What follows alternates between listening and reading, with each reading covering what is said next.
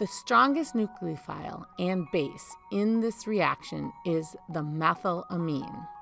The reaction is catalyzed with a low concentration of acid to keep this amine from being protonated. The first step is the nucleophilic attack by the amine, followed by protonation and then proton transfer to make the oxygen into a good leaving group, which is water. When the water leaves, the protonated imine forms with a double bond between nitrogen and carbon. The final step is deprotonation of the imine.